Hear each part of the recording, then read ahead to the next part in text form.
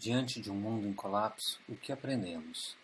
Que habilidades são necessárias para que possamos parar, nos ver e rever o rumo do que chamamos de humanidade?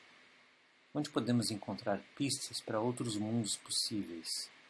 Essas perguntas surgiram semanas após o início do isolamento social e foram ficando cada vez mais intensas com o passar dos meses. Desde a minha vinda para a Universidade Federal do Sul da Bahia, venho repensando meu ofício de educador nas artes visuais, engajado no processo de formação de artistas e professores. Sempre pensei este processo como uma trama entre um vasto universo de obras, artistas, conceitos e explicações que aprendi nos últimos 15 anos, com as potencialidades que cada estudante traz para a sala de aula. O ensino de arte sempre passa por autoconhecimento. Porém, nos últimos 2 anos e meio, atuar neste território específico me trouxe novas reflexões. O território que me refiro é o extremo sul da Bahia, mais especificamente a cidade de Porto Seguro. Este estado, com dimensões de um país, a Bahia, possui 8 mesorregiões muito diferentes entre si. O extremo sul é uma ponta que fica entre Minas Gerais e o mar, ao norte do Espírito Santo, bem longe da capital Salvador. Essa é uma sensação que eu tenho. Muito longe de Salvador, as manifestações das religiões de matrizes africanas são encontradas de modo rarefeito e superficial. Os batuques que podem ser ouvidos na cidade histórica fazem parte de uma coreografia para a turista ver. As baianas do acarajé compõem algumas tendas de rua, porém são raras as festas para os orixás, onde, por exemplo, o prato predileto de Ansan seja servido.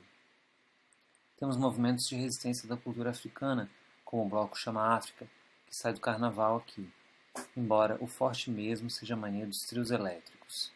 Por outro lado, a luta pataxó é muito viva no território. Eles denominam este movimento de arretomada. Estão organizados em algumas aldeias, reaprendendo a sua língua, o pachorrã, e lutando para serem reconhecidos como cidadãos de direito ao território. O mais bacana dessa universidade é termos estudantes pataxós dentro das salas de aulas, com cocares, colares e adereços que marcam visualmente uma diferença. São indígenas sem deixar de ser qualquer outra identidade que queiram ser. Foi diante desses estudantes que, ao longo de cada período, para tratar de temas variados nas aulas de artes, ia me questionando: quais as origens dos referenciais teóricos que estou usando? É possível tratar de conceitos como site específico, sem termos que recorrer apenas a uma linha genealógica da arte? E se pudéssemos falar dessa especificidade do local, englobando outras cosmovisões, não como simples anedota, mas como conceito fundante mesmo? Venho pensando que precisamos revisar nossas epistemes a partir dos pensamentos afrodiaspóricos e dos povos originários.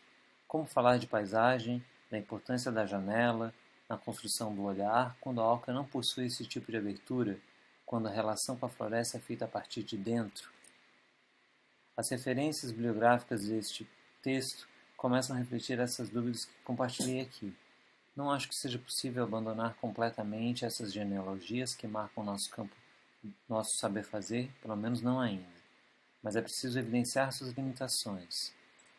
Ao falar de Picasso e sua influência africana nas suas Senhoritas de Avignon, de 1907, não estamos falando de qual etnia, de qual parte de África, que contexto e qual manifestação propriamente estamos nos referindo.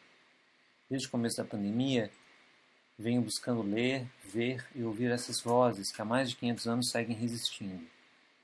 Se fazer arte hoje em dia se torna cada vez mais um ato de sobrevivência, de resistência da vida frente aos silenciamentos e aniquilamentos do outro, creio que temos muito que aprender com essas ancestralidades que não se encontram no passado. Elas estão vivas, caminhando ao nosso lado.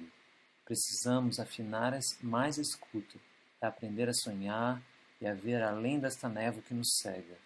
Estes conhecimentos podem nos ensinar a perceber potencialidades em outros cantos, em outras vozes, descobrindo pistas para redesenhar nossos projetos de humanidades.